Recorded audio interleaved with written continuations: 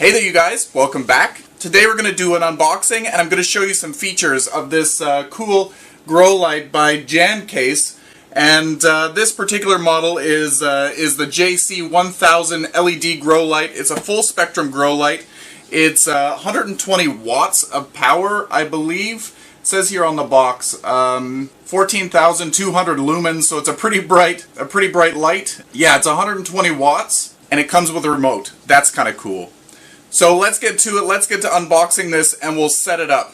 Okay, so here's the box. It's got the label on the outside with all of the information you need to know. The brightness is 14,200 lumens, so it's a very, very bright light. Estimated energy cost is about $14.04 per year, depending on the cost of your energy. Obviously, everywhere is a little bit different.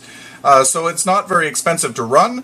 I guess if you're going to run like 30 or 40 of these, it could get a little costly, but if you've only got a couple, it's not so bad.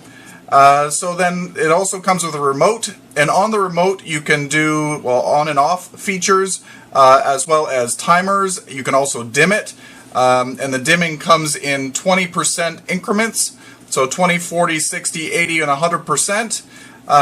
And you can also connect multiple lights with the same remote, so you can control a bunch of lights all together at the same time, which is kind of a cool feature. You don't have to link them together with wires. It's all done with the remote. So this is, again, 120 watts of energy used. The voltage is 110 to 130 volts. And it's a full spectrum light. So that is what this is. So let's open this up. Everything is packaged in here really, really good. It's not moving around, which is fantastic. We've got a bunch of goodies in this bag here. If you want to know more about the specifics of this light, I'll put the link to the Amazon page below. So if you'd like to order one yourself. Unfortunately, this is only available in the US at the moment, so Amazon.com. So I'll put the link down below if you're interested in learning a little bit more about this light. So here we have some zip ties. These will be used to mount it into a grow tent if you're doing that. So you'll zip the zip tie loosely around the top bar, and then you're going to connect the hanger, which I'll show you in a second. And we also have a tape measure, which is going to be really, really handy if you are really looking to maximize the use of this light. The closer you have the plant to the light, the more intense the light, obviously. The further away you are from the light, the less intense, obviously. Well, not obviously. So this just helps you get the correct distance from your plant so that you don't burn. However, these are LED lights and it's harder to burn your plants, not impossible. You might have excessive light exposure and that can burn some leaves or discolor some leaves, probably. But you won't generally get heat burn from an LED. They do get warm, but they don't get hot. But you can get overexposure on your plant. Now I'm just rambling. Here is the remote. So on this remote is actually a 2.4 G remote, so it doesn't have to be really, really close to your grow tent or the light when you're using it. You can actually use this outside of your grow tent with the grow tent closed. So that's kind of cool. So I would just put this remote, I would put a Velcro mount on the back and then stick it to the wall so that I always know where this is, so that I don't misplace it. Other than that, it's going to go on top of the grow tent so that I don't lose it. I'm a big fan of losing remotes. So we've got the on, the off, and then we've got the dimming. This is the dimming lower and higher. So increase the brightness here, lower the brightness here, again in 20% increments. Here are the timers. So there are multiple timers on here. We've got a 12-hour, we've got a 2-hour, we've got a 8-hour. So what those are going to do is, if you press the 2-hour timer, it's going to turn your light off after 2 hours of time. The 12-hour will be the same. It's going to turn the light off after 12 hours of time. And the same thing with the 8 hours. So you can mix and match. So if you wanted it on for 24 hours straight, you would just tap it twice. And again, if you wanted it on for 16 hours, you would tap the 8 twice. I believe that you can link times up to 6 or 8 times. I can't remember, but it's an interesting feature. The only downside to this is it doesn't turn back on as a 24-hour clock. So if you turned it on for 12 hours or had it turn off after 12 hours, after 12 hours it won't turn back on. You'll have to come back down to your grow room or wherever you're growing your plants and turn the light back on and set the timer again for the allotted amount of time. You can also mix and match. So if you want to have it on for, let's say, 14 hours, you would press the 12 hours once and then the 2 hours timer, and that makes 14 hours. So it will turn off after 14 hours. And then this button here stops the timer altogether. So if you feel like you've made a mistake on what buttons you pressed, you could just reset the timer right here. So that's the remote. We've got the instruction manual, which will give you all kinds of good information with setup and what you can and cannot do. I will give this a quick read just after we finish looking at this, and then we'll talk a little bit more about it during the setup. In the box as well, we have some gloves, which can be very handy. Keep your hands clean. We've got the mounting wire, which you absolutely need, and then we've also got the ratcheting hooks. These make raising and lowering the lights super easy. So now we have the light itself. It's nicely packaged in there with some foam. It's not moving around. We'll take the foam off of here. This particular light doesn't have the shield that goes around to direct the light down. Let me take the plastic off of here.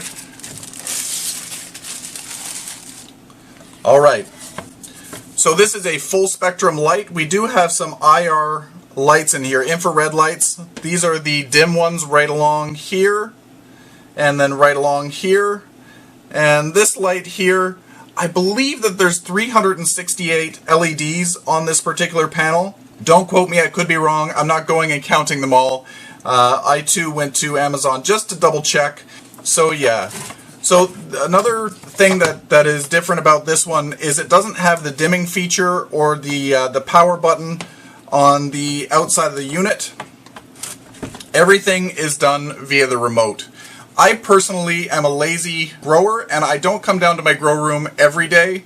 I can sometimes be down here every second day or every third day, depending on how busy my week is. So I just put my plants just on a timer itself, but the dimming feature on this is great. So the weight of this is really, really heavy. This is an aluminum heat sink, so this is going to get quite warm. So you don't want to touch this while it's on, but it pulls the heat away from the lights really, really good. So this is the light. Let's get the box out of the way, and we will put the mounting wires on. Also, there's a coating over the diodes, the light diodes, so it's splash resistant. I wouldn't go and submerge it in water, but in a high humidity environment like a grow tent or a grow room, you're not going to have any problems with these diodes because of the coating over top of them. So let's flip this over, and we'll get this started.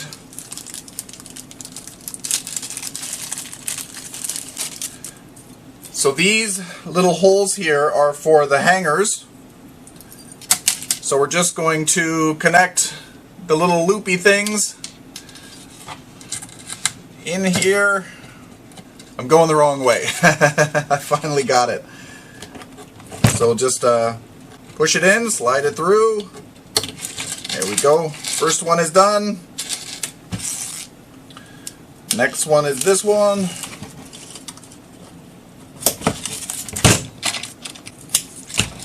There we go. So we've got the hanging brackets on. Why can't things be easy for me? So there we go, we're ready to hang it from the ceiling. So when you hang these from the ceiling, you're going to want to hang these from some sort of an eye hook. I'll show you what I'm using. And again, when you're hanging it from a grow tent, you're just going to use these zip ties, and again loosely put the zip tie in, and then we'll connect these little guys to it. Okay, so now we've got the adjustable ratchet rope to raise and lower your lights easily. I put these on backwards because I find that they work better for me. The correct way, according to the instructions, is to put the section with these little clippy things. There's a little lock on here, so you can raise and lower the light by pressing on the lock. They recommend in the instructions to put this on this side, but I find that when you have the cord going, when the cord is hanging, it could possibly hang onto the light. And since the light gets hot, I don't really want this touching the light. So I hang it the other way. The lock goes towards the ceiling, but I'm tall. So if that doesn't work for you, do it the correct way. But because I'm tall, I can reach the ceiling easily, and I can unlatch this with no problem, and things work just fine. So in this video, you're going to see me do it incorrectly. I realize that, but you know my reason. So I'm putting the side that I'm just going to let some string down. It's just elastic together. I like keeping it elastic together so I don't have a long string just hanging out, just hanging from the ceiling. So I'm going to unlock it. Where's the lock? Right there's the lock. It just slides over. I'm just going to give myself a little bit more string, and then I'm going to attach it right in there, and then this one is going to attach to the ceiling. Let me get the other one prepared. Okay, so now we're going to look at the ceiling, and I'll show you how they connect, and then we're going to set up the remote control. So I like to use these eye hooks that I just attach to the ceiling. There's many different options, but when I attach it to the ceiling, this is what I like to use. It's heavy duty, it's not going to fall off, and it's not going to pull out really, really easily. But use what works for you in your environment, but that's what I'm using. Okay, so now I'm just going to take the hooks and attach them into the ceiling, just like that. And I'm just going to lower the camera a bit. And now, so you can see the light, I'm just going to raise them up by pulling on the ratchets, which is fantastic. Super, super good feature. Many grow lights come with these now, but it's always nice when they do, because they come in really handy. Okay, so now it's all level. It's looking good. I'm just going to plug it in so that we can set up the remote. It seems pretty simple. I've got to have the remote at the ready, and have my finger ready with the on button. When I plug it in, it needs to be unplugged for 10 seconds minimum, and then plug it back in, and the cord's in the way. So we'll plug it back in, and then hold the power button until the light flashes, and that's what we want to see. And there we go. It's now connected, which is fantastic. It's super easy. I apologize for the cable that's in the way.